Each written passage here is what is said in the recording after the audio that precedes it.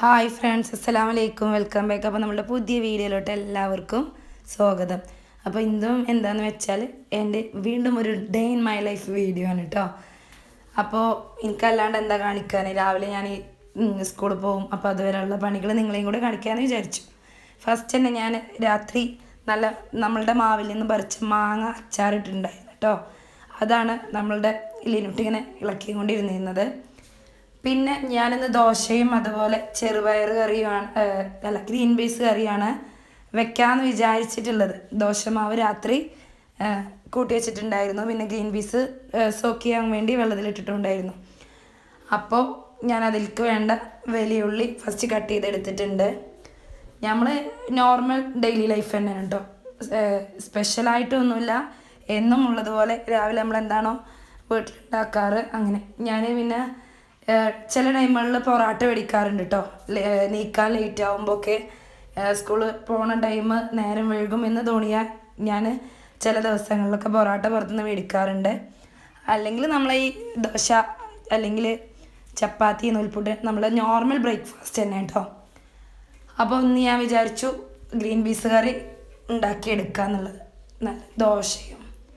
അപ്പോൾ അതിന് വേണ്ടി ഞാൻ വലിയ ഉള്ളി കട്ട് ചെയ്തെടുത്തിട്ടുണ്ട്. പിന്നെ ഞാൻ കുറച്ചധികം ഉള്ളി മേടിക്കൂട്ടോ. 1/2 കിലോ ചെറിയ ഉള്ളി, അങ്ങനെ ചെറിയ ഉള്ളി വെളുത്തുള്ളിയൊക്കെ മേടിച്ച് കഴിഞ്ഞാൽ തൊലിയൊക്കെ കളഞ്ഞിങ്ങനെ ഫ്രിഡ്ജിൽ കീപ്പ് ചെയ്യും കേട്ടോ. ഒരു ബോക്സിലാക്കിയിട്ടാണ് വെക്കാറ്. പിന്നെ അതിന്ന് കുറച്ച് എടുത്തിട്ട് നമ്മൾ മസാലയ്ക്ക് വേണ്ടിയിട്ട് അരച്ച് ഒരു പാത്രത്തിലാക്കി വെക്കും കേട്ടോ. അങ്ങനെയും ചെയ്ത് വെച്ചിട്ടുണ്ട്. അതൊക്കെ എന്താണെന്ന് വെച്ചാൽ എനിക്ക് സ്കൂളിൽ പോകുമ്പോൾ പെട്ടെന്ന് ചെയ്യാൻ വേണ്ടിയിട്ടാണ്. ഇനി രാവിലെ പോകുമ്പോൾ വല്ല തൂമിക്കലൊക്കെ ഉണ്ടെങ്കിൽ നമുക്ക് റിസ്ക് അല്ലേ, തൊലിയൊക്കെ കളഞ്ഞെടുക്കാൻ വേണ്ടിയിട്ട്.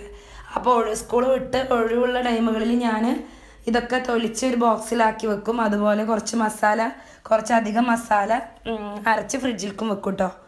മസാല മീൻസ് ചെറിയ ഉള്ളി, വെളുത്തുള്ളി, ഇഞ്ചി, കുരുമുളക്, വലിയ ജീരകം, അങ്ങനെ കുറച്ച് മസാല. അപ്പോൾ നമ്മളുടെ നോർമൽ ഗ്രീൻ പീസ് കറി ആയതുകൊണ്ട് തന്നെ ഞാൻ അധികം ഒന്നും ഇതിൽ കാണിച്ചിട്ടില്ല. സാധാ നമ്മളുടെ മല്ലിപ്പൊടി, മുളക് പൊടി, ചിക്കൻ മസാല ഒക്കെ ഇട്ട് വേവിച്ചെടുത്തിട്ടുണ്ട്.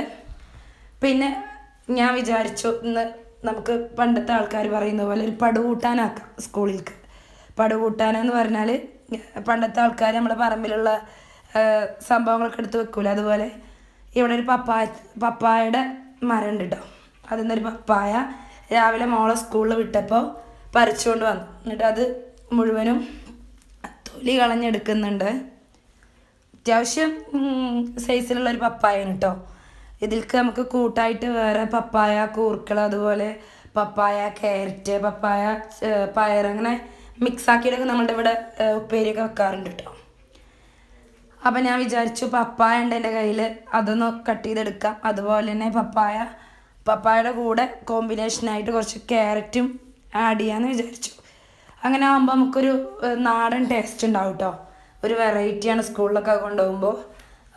നമ്മളിവിടെയൊക്കെ പടുകൂട്ടാനെന്ന് പറയാം. 10 മണിക്ക് പണ്ടുള്ള ആളുകൾ കഞ്ഞിക്ക് കറുകത്തുപ്പേരി, അതുപോലെ ചേമ്പ് കൂട്ടാൻ, ചേന കൂട്ടാൻ, അങ്ങനെയുള്ള സംഭവങ്ങളൊക്കെ വെക്കൂല. അതുപോലെ തന്നെ ഞാൻ രാവിലെ സ്കൂളിൽ കൊണ്ടുപോകാൻ വേണ്ടിയിട്ട് കറുകത്തൊന്നും പറയും, പപ്പായ എന്നൊക്കെ പറയും കേട്ടോ. അതും കട്ട് ചെയ്തെടുത്തിട്ടുണ്ട്. അതിലേക്ക് ചെറിയൊരു ക്യാരറ്റ് അതും കട്ട് ചെയ്ത് അതിലോട്ട് ഇട്ട് കൊടുക്കുകയാണ്.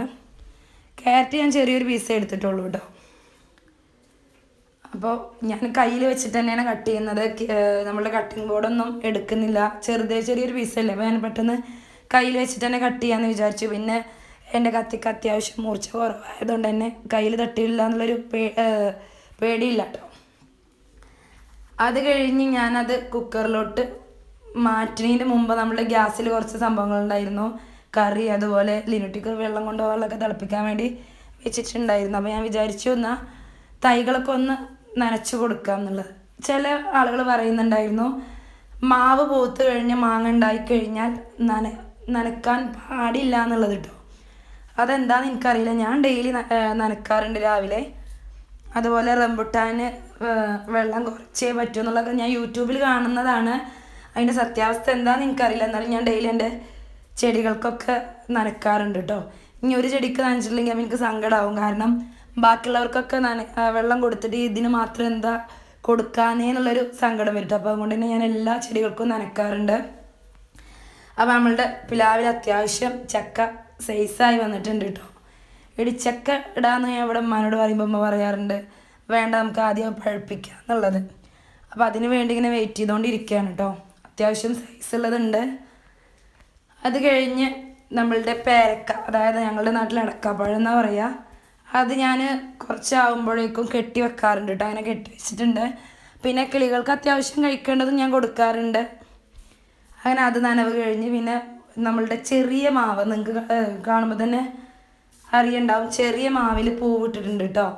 അതും ബെഡ് ചെയ്ത തൈയാണ്. അതുപോലെ കറിവേപ്പില ഞാൻ അതിൽ നിന്നും പൊട്ടിക്കാറില്ല. പൊട്ടിച്ച് കഴിഞ്ഞാൽ കറിവേപ്പില ഉണ്ടാവാൻ പണിയാന്ന് പറയുന്നത് കേട്ടിട്ടുണ്ട്. അപ്പോൾ ഞാനതൊന്നും പൊട്ടിക്കാറില്ല കേട്ടോ.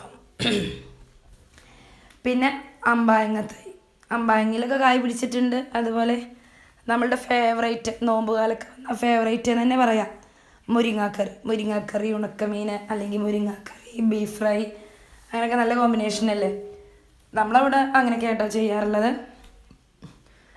അങ്ങനെ നനക്കൊക്കെ കഴിഞ്ഞ് കഴിഞ്ഞിട്ട് ഞാൻ നമ്മളുടെ ഉപ്പേരി വെക്കാൻ വേണ്ടിയിട്ട് കിച്ചണിലോട്ട് വീണ്ടും വന്നിട്ടുണ്ട്.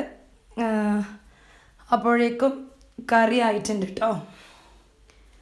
കറി ആയിട്ടുണ്ട്. അപ്പം ഞാൻ അതിൻ്റെ പ്രഷറൊക്കെ കളഞ്ഞിട്ട് പിന്നെ അതിൽ പപ്പായും ക്യാരറ്റും വേവിച്ചെടുത്തിട്ടുണ്ട് കേട്ടോ. പിന്നെ രാവിലെ എളുപ്പപ്പണി ചെയ്യാൻ വേണ്ടിയിട്ട് ഞാൻ ഒരു ഫ്രൈ പാനിൽ തന്നെ ഉപ്പേരിക്കുള്ളതും അതുപോലെ കറിക്കുള്ളതും തൂമിച്ചെടുക്കുന്നുണ്ട് കേട്ടോ. ഇങ്ങനെ നമ്മൾ ഉള്ളി തൊലിയൊക്കെ കളഞ്ഞ് വെക്കുമ്പോൾ നമുക്ക് പെട്ടെന്ന് നുറുക്കാൻ വേണ്ടിയിട്ട് കഴിയും കേട്ടോ. പെട്ടെന്ന് പിന്നെ അത് തൊലിക്കേണ്ട ടൈമൊന്നുമില്ലല്ലോ. അപ്പോൾ ഞാനങ്ങനെ ഒരു ഫ്രൈ പാനിൽ നിന്ന് തന്നെ എടുത്തിട്ട് കുറച്ച് കറിക്കും വീഴ്ത്തിയിട്ടുണ്ട് നമ്മൾ തൂമിച്ചത്. പിന്നെ ലീനുട്ടിക്ക് സ്കൂളിൽ കൊണ്ടുപോകാൻ വേണ്ടിയിട്ട് 3 പീസ് മീനുണ്ടായിരുന്നു, അതൊന്ന് ഫ്രൈ ചെയ്തെടുത്തിട്ടുണ്ട്. പിന്നെ അപ്പോഴേക്കും മീൻകാരൻ വന്നു. മാന്തൽ മീനായിരുന്നു. മാന്തൽ നമ്മളുടെ ഫേവറേറ്റ് ആയതുകൊണ്ട് തന്നെ നമ്മൾ മേടിച്ച് ഫ്രിഡ്ജിനകത്ത് വെച്ചിട്ടുണ്ട്.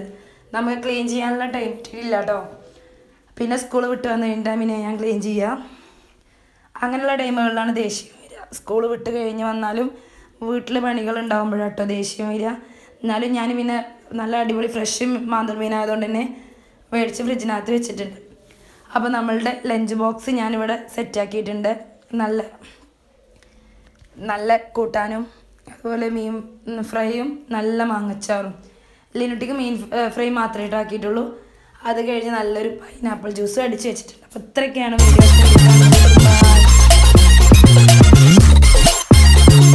വീഡിയോ.